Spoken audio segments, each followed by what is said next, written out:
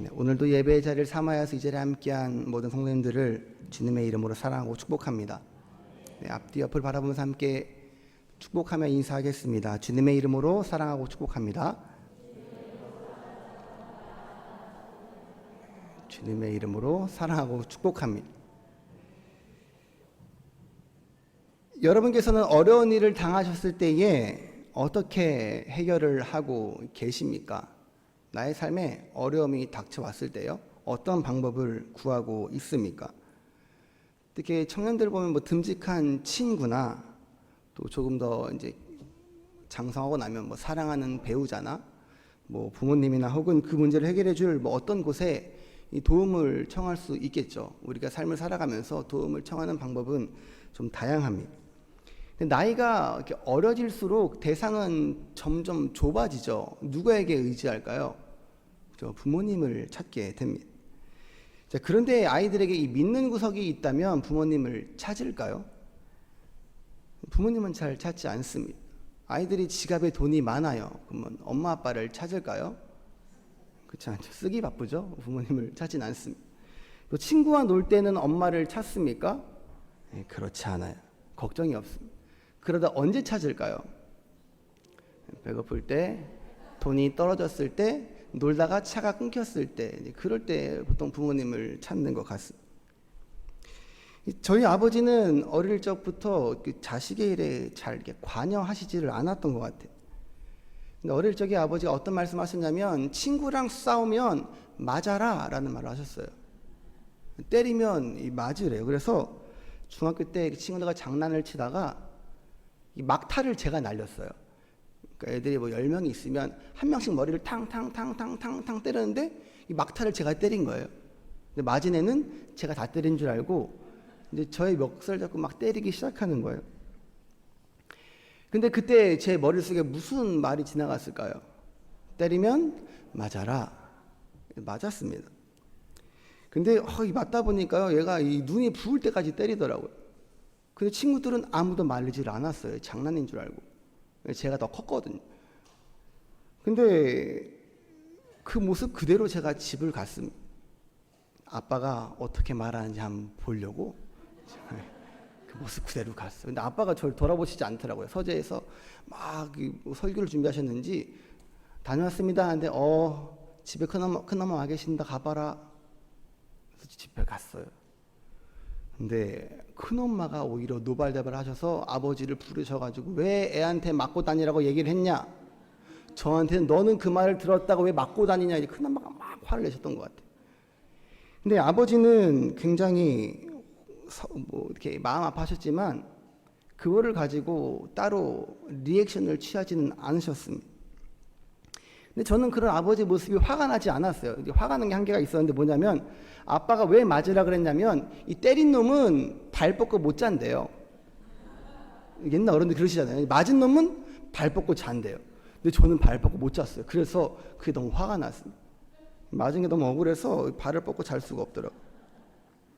그러다가 고등학교 시절에 돼서 제가 이렇게 하루는 억울하게 선생님에게 맞은 적이 있습니다.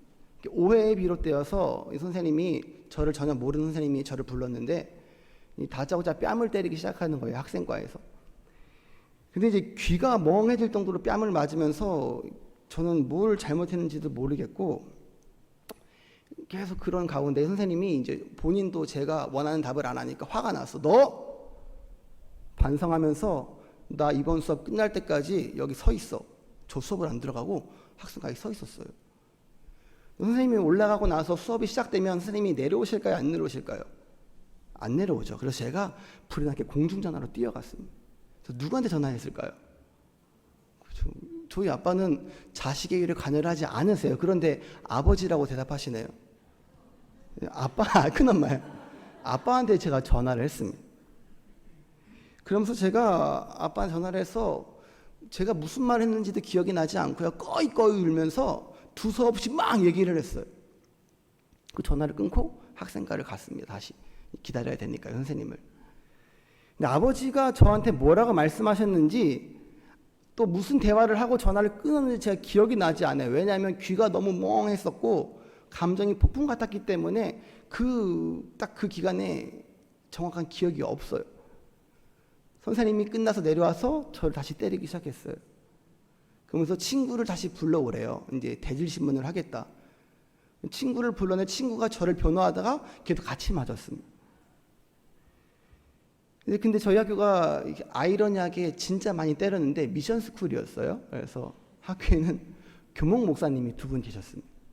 근데 그분 중에 한 분이 이제 학생가에 오셔가지고 그 선생님에게 저를 변호해 주시면서 보증을 서주시고 저를 빼가셨어요. 이 학생은 절대 그런 학생이 아닙니다. 혹시 문제가 있다면 다시 책임지러 데려오겠습니다라고 하고 저를 빼주셨어요. 미션 스쿨이니까 교장 선생님이랑 교감 선생님 그 사이 정도의 약간 권력이 교목 목사님께 있었어요. 그래서 선생님이 저를 흔쾌히 내주셨어요. 알고 보니까 이제 그 교목 목사님 두 분 다 아버지랑 이제 아시는 분이더라고요. 그리고 한 분은 아버지랑 친한 분이셨어요. 그래서 아버지가 이 친한 목사님에게 전화해서 이제 호영호자 하시는 목사님이어서 네가 해결 안 하면 내가 학교에 간다 이렇게 말씀하셨더라고요. 근데 그 목사님께서 그날 학교에 안 오신 날이어서 또 다른 목사님에게 전화를 해서 목사님, 박 목사님 아들 그 민경이가 학생가에서 이렇게 당하고 있다는데 빼주세요. 그래서 저를 빼주셨더라고요. 이제 아버지가 화가 나시면 이제 하시는 분인 걸 아니까 그 목사님께서 다급하셨나 봐요. 이제 학교 오시면 안 되니까 이렇게 부랴부랴 저를 빼주셨더라고요. 근데 저희 아버지가 굉장히 화가 많이 나셨었다라고 하더라고요. 근데 저는 아버지가 제가 억울하게 맞은 게 화가 나셨는지 맨손으로 맞은 게 화가 나셨는지 모르겠어요. 저희 아버지는 절대 손으로는 안 때리셨습니다. 인격적으로 이 장비를 갖추고 때리셨어요. 근데 제가 그때 느낀 게 뭐냐면 내가 감당할 수 없는 일은 아빠는 나서주는구나. 뭐 친구 사이에 이런 일은 아니지만 내가 감당할 수 없는 어떤 큰 일을 당하면 이 아빠가 나서서 해결해 주시는구나. 이게 제 마음 가운데 땅 들어오기 시작했어요. 근데 그 후로도 아버지께서는 나는 너와 상관없어. 네 인생은 네 인생이야. 네가 알아서 해. 그런데 네가 못하겠으면 그때 아빠한테 얘기해. 그건 아빠가 해결해 줄게. 그 교육 방침을 일관적으로 지금까지도 저에게 말씀하세요. 제가 뭘 상담을 드리면 네 인생인데 네가 알아서 해. 이렇게 하시더라고요. 근데 그 일 이후로 저에게 딱 하나 믿음이 생겼습니다. 뭐가 생겼을까요? 내가 못하는 건 아빠한테 얘기하면 돼. 사설이 좀 길었습니다. 근데 오늘 본문 말씀을 들어가기 전에 이 아버지에 대한 이 믿음을 한번 이야기해 보고 싶었어요. 근데 오늘 본문 말씀은 이 19장이지만 18장 13절부터 이렇게 쭉 이어져 오는 내용입니다. 한 장 차이지만 시대적으로는 굉장히 긴 시간이 흐르는 내용이에요. 근데 본문 14절만 보면 히스기야 이 왕이 어떤 문제가 생기면 하나님께 나아가는구나 라고 우리가 생각할 수 있지만 그렇지 않습니다. 18장부터 보면 히스기야는 문제가 생겼을 때에 그렇지 않아요. 히스기야가 이 남유다의 왕이 되고 하나님 보시기에 정직하게 나라를 잘 통치하다가 이 강대국 아수르의 침략을 받게 됩니다. 그런데 이 아수르가 쳐들어온 건 이 히스기야 때문이었어요. 이 남유다가 이 아수르의 이 조공을 바치는 나라였다가 히스기야가 하나님만을 섬기기로 이제 자신의 이 정치를 딱 세우면서 이 아수르에 대한 조공을 멈추게 됐어요. 그러니까 이 아수르 왕 사네립이 화가 나서 이 군대를 보내게 돼요. 그러면서 이제 아수르 군대를 딱 마주한 히스기야가 겁이 나서 그들이 원하는 조공을 싹 다 갖다 바칩니다. 성경을 보면 어디까지 바치냐면 성전 문에 있는 금과 이 기둥들을 감싸고 있던 금까지 싹 다 뜯어내서 갖다 바쳤다 그래요. 자, 그러면 이 아수르군이 어떻게 해야 될까요? 조공을 받았잖아요. 물러가야 되잖아요. 회군을 해야 되는데 이 아수르군이 돌아가는 게 아니라요. 이 점점점 더 이 히스기야를 목조아오기 시작합니다. 압박을 더 강하게 해요. 그러면서 이제 아수르의 랍사게라고 하는 성경을 보면 이거 학자들이 사람 이름이다 아니다 이제 원래는 술을 맡은 관원장인데 뭐 군대에서 요직의 관리 뭐 그 이름이다라고 하는데, 아무튼 이 랍사게가 와서 이 히스기야 왕을 부릅니다. 조롱을 하려고요. 그래서 이 엘리야김과 셈나와 요아라고 하는 관리가 그의 앞으로 나아가요. 그때 이 랍사게가 하는 말이 그렇습니다. 너희 왕한테 전해. 너 몸이고 까부니? 이 말이에요. 그러면서 너네 싸움을 입으로만 하냐? 나와서 싸워보자. 도발을 하는 거예요. 너네 혹시 이집트를 믿고 까부니? 걔네를 믿고 까불던 나라들이 어떻게 되는지 못 봤어?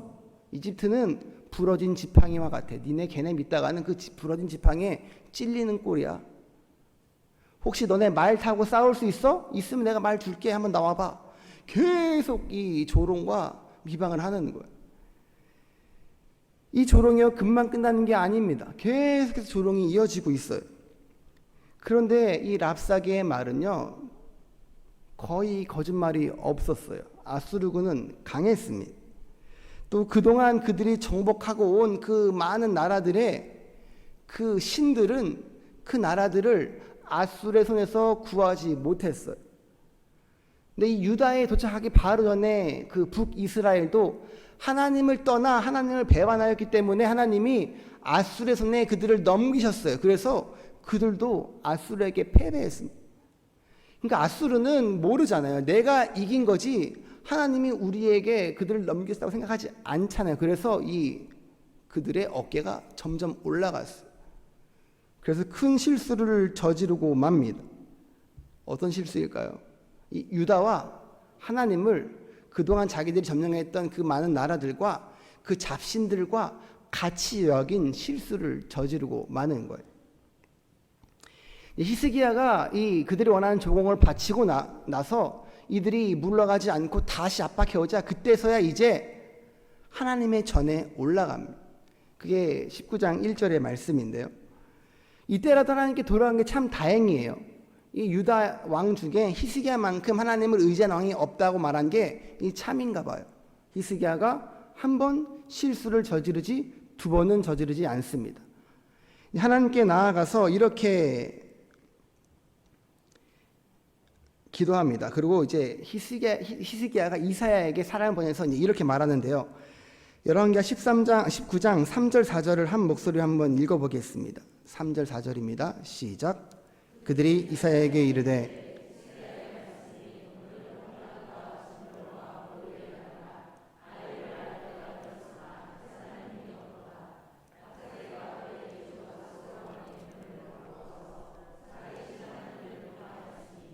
당신의 하나님 여호와께서 혹시 그의 말을 들으셨을지라. 당신의 하나님 여호와께서 그 들으신 말 때문에 꾸짖으실 듯하니 당신은 이 남아있는 자들을 위하여 기도하소서 하더이다 하니라. 아멘. 히스기야가 사실은 처음에는 자신이 할 수 있는 방법으로 그 문제에 접근했습니다. 그들이 압박해 오니까 그들이 조공을 바치라고 하니까 그 조공을 다 바쳐요. 그런데 어떻게 됐습니까? 그들은 물러가지 않았어요. 히스기야는 이걸 주면 물러가겠지. 그래서 내가 할 수 있는 방법에 최선을 다해서 그들이 원하는 걸 해 주었어요. 그런데 그들은 돌아가지 않고 오히려 더 히스기야를 압박하게 됩니다. 노골적으로 예루살렘 그 성 앞까지 와서 하나님을 조롱하고 히스기야를 조롱하기 시작합니다. 그런데 히스기야가 이사야에게 이 자신이 처한 이 처지를 전하고 나서 이사야가 히스기야에게 이렇게 이야기하는데요. 6절 7절을 같이 한번 읽어볼까요? 6절 7절입니다. 시작. 이사야가 그들에게 이르되 너희는 너희 주에게 이렇게 말하라.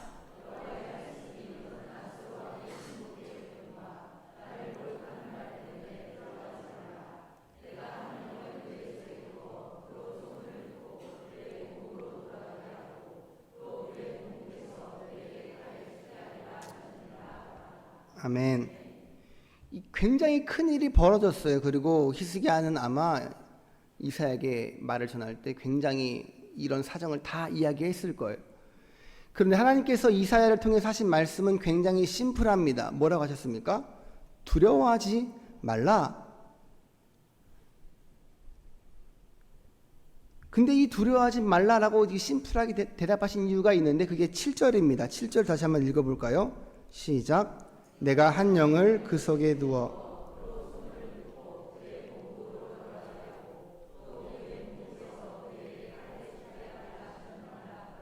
아멘.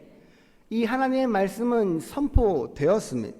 그럼 이제 이것은 이루어질까요? 아직일까요? 이루어지죠. 아니, 아직이라는 단어를 쓸 수도 없는 것이 하나님의 말씀이 선포되는 순간부터 그것은 이미 이루어진 것과 다름없기 때문에 하나님은 이루어 가시는 거기 때문에 그 일은 이미 히스기야에게는, 믿음이 있는 자에게는 이루어진 것과 다름이 없는 거예요. 신실하신 하나님이 말씀하시는 것은 반드시 이루시니까 이미 히스기야는 그것을 이제 의심할 여지가 없었다는 것입니다.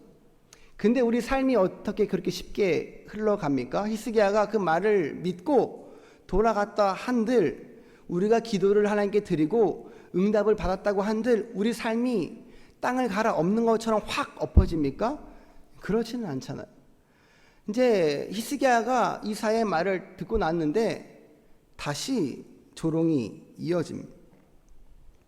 두려워하지 말라. 내가 그를 나라로 돌아가게 해서 칼에 죽게 하겠다.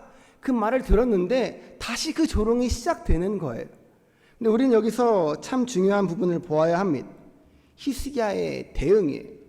분명히 첫 대응은 히스기야가 자기가 할 수 있는 사람의 방법을 택했습니다. 그런데 자신의 방법이 잘못된 것을 한 이후로 그 문제를 가지고 주님께 나아가요. 그리고 하나님께서 하신 말씀을 듣습니다. 그 이후에 히스기야의 반응은 어떻습니까? 이전에 내가 세상의 강함에 눈을 빼앗겨서 내 방법을 취했다면 이제는 그렇지 않아요. 14절을 같이 한번 읽어보겠습니다. 14절입니다. 시작. 히스기야가 사자의 손에서 편지를 받아보고 여호와의 성전에 올라가서 히스기야가 그 편지를 여호와 앞에 펴놓고 아멘. 히스기야의 바뀐 반응이 보이십니까? 어떻게 바뀌었어요? 바로 하나님 앞으로 올라갑니다.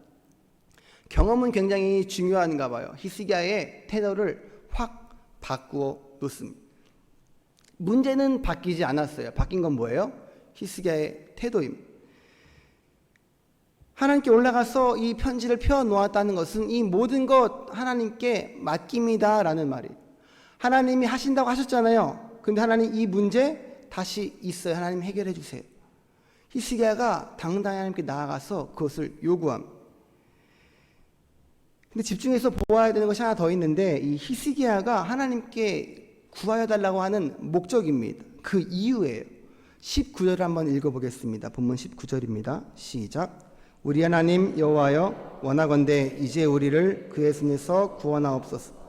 그리하시면 천하 만국이 주 여호와가 홀로 하나님이신 줄 알리이다 하니라. 아멘. 이유가 뭐예요?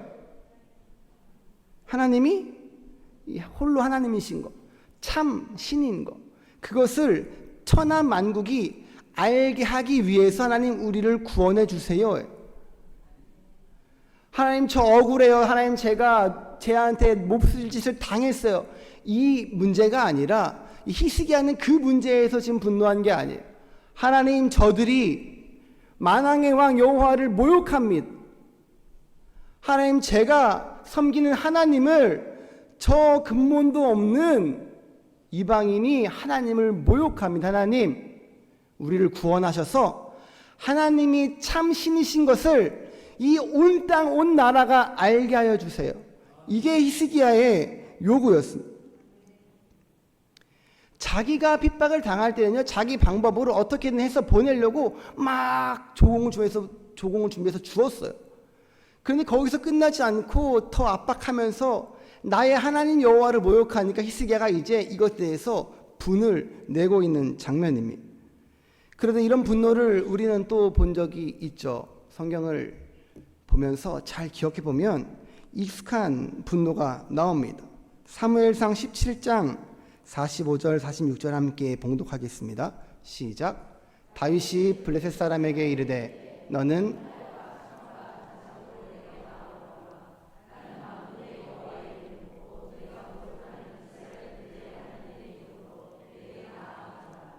오늘 여호와께서 너를 내 손에 넘기시리니 내가 너를 쳐서 내 목을 베고 블레셋 군대의 시체를 오늘 공중에 세워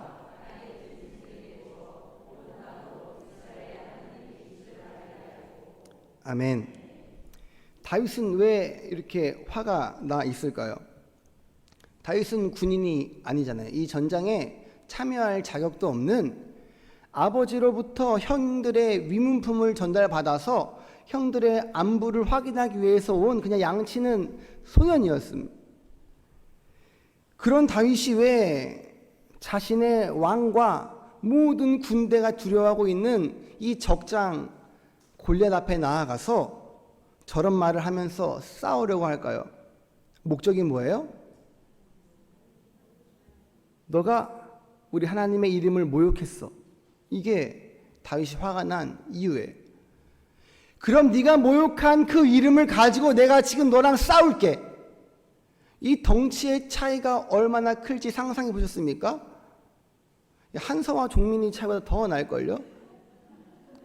그런 다윗이 나아가서 골리앗에게 이야기하는 거예요.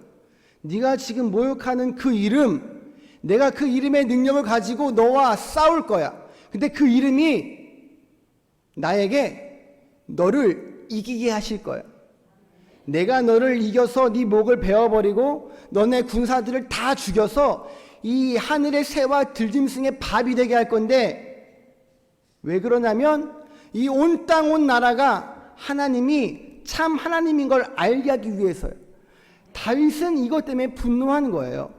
자신의 왕이, 자신의 나라의 군대가 여호와 하나님의 이름이 모욕당하는데도 가만히 두려워서 떨고 있으니까 다윗은 화가 나서 내가 나가서 저것을 죽일 거야. 그래서 하나님이 참 하나님이신 것을 내가 알게 할 거야. 다윗이 골리앗이 얼마나 큰지 몰랐을까요? 이거는 골리앗을 마주보고 하는 말이에요. 다윗에게는 골리앗의 크기 따위는 중요하지 않았습니다.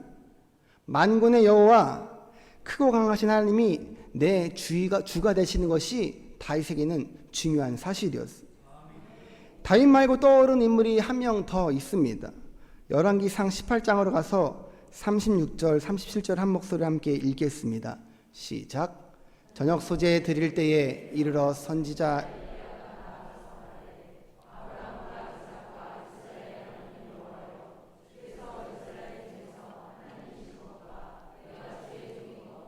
내가 주의 말씀으로 이 모든 일을 행하는 것을 오늘 알게 하옵소서. 여호와여 내게 응답하옵소서. 내게 응답하옵소서. 이 백성에게 주 여호와는 하나님이신 것과 주는 그들의 마음을 되돌이키심을 알게 하옵소서 하매. 아멘. 이번엔 엘리야입니다. 아합 왕과 이세벨에게 쫓기던 엘리야가 이제 맞대결을 펼쳐요. 이 850대 1의 싸움으로 유명한 이 장면은 850대 1로 보면 굉장히 엘리야가 위축될 것 같지 않습니까? 그런데 사실 이 850명 누가 불러 모은 거예요? 엘리야가 불러 모은 거예요. 아합 왕이 요청해서 바알을 섬기는 신 선지자, 아세라를 섬기는 선지자 다 모아서 한번 맞짱 뜹시다. 이게 엘리야의 요청이었어요. 엘리야가요, 명확히 말하면 850대 1의 싸움이 아니라 이 바알과 아세라 신과 하나님과의 싸움이에요. 그러니까 엘리야는 내 앞에 850명이 있던 8만 5천 명이 있던 전혀 상관이 없는 거예요. 누가 싸우는 거예요? 하나님이 싸우시는 거예요. 하나님의 싸움에 나는 그냥 앞에서 하나님을 대신에 서 있기만 하는 거기 때문에 엘리야는 이 싸움이 전혀 두렵지 않았습니다. 그래서 그 850명을 조롱하면서 더 해봐라, 더 해봐라. 낮잠 자는 거 아니야? 근데 마실 나간 거 아니니? 더 한번 열심히 해봐. 그러고 나서 이제 이 기도를 드리고 하나님께 응답을 구합니다. 상대가 될까요? 엘리야가 두려울까요? 전혀 그렇지 않죠. 만왕의 왕이신 하나님께서 내 뒤에 계시기 때문에 엘리야는 이 싸움이 전혀 두렵지가 않았습니다. 이 다윗과 엘리야, 오늘 본문의 히스기야의 공통점이 무엇일까요?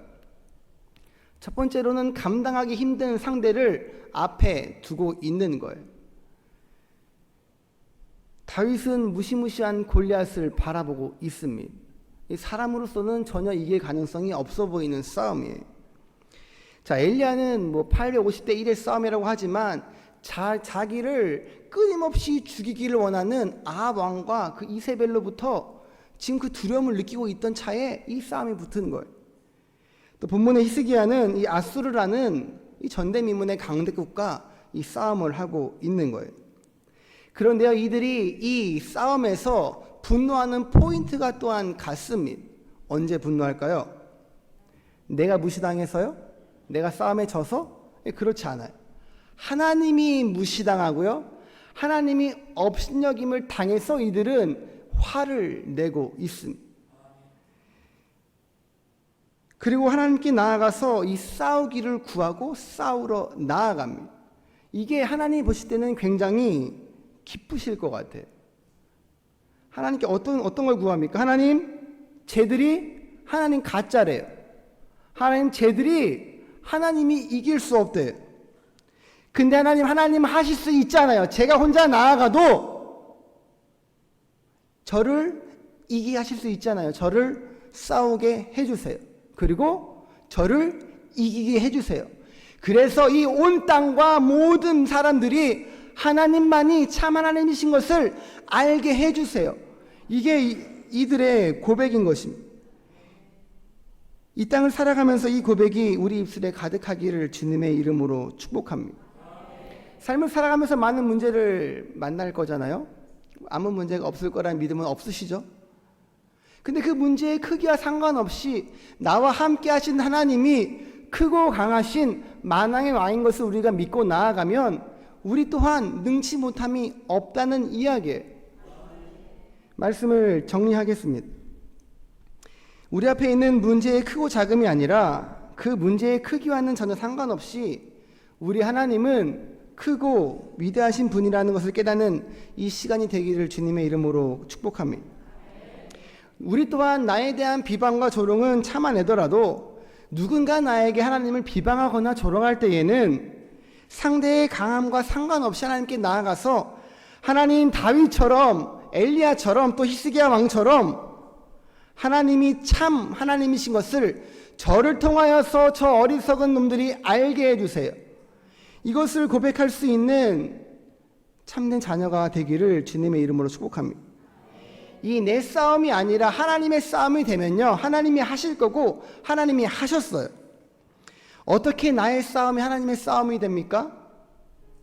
내가 기도할 때요, 그것은 하나님의 싸움이 됩니다. 내 삶이 하나님의 삶이 될 때요, 이것은 하나님의 싸움이 되는 거예요. 내가 하나님의 영광을 위해서 살아가다가 그 어려움을 당할 때요, 그 어려움은 나의 문제가 아니라 하나님이 해결하실 일이 되는 거예요. 우리는 그저 쓰임을 받음에 감사하면서 하나님이 역사하시는 그 순간 내가 그곳에 있는 것에 감사하면 되는 것뿐입니다. 함께 시간 찬양하면서 들은 말씀을 가지고 기도하기 원합니다. 이 찬양의 첫 가사는 이렇습니다. 주님 보좌 앞에 나아가 참된 안식과 기쁨 나 누리겠네. 2절의 첫 가사는요, 기도 들으신 하나님 폭풍 속에 내 등불 내 노래시라. 우리가 주님 보좌 앞에 나아갈 때 우리의 상황이 어떤 상황인가, 그것은 중요하지 않습니다. 중요한 건 뭐냐면 우리가 어떤 상황 가운데에서도 하나님께 나아간 것, 그것이 중요한 거예요. 그러면 참된 안식과 기쁨을 하나님은 우리에게 주시는 분이십니다. 그 하나님이 내 기도를 들으시기에 우리는 폭풍 속에서도 하나님은 나의 등불이시요 내 노래가 되신다라고 고백할 수 있는 거예요. 이 찬양을 함께 부르고 한 마음으로 기도하겠습니다. 찬양합니다.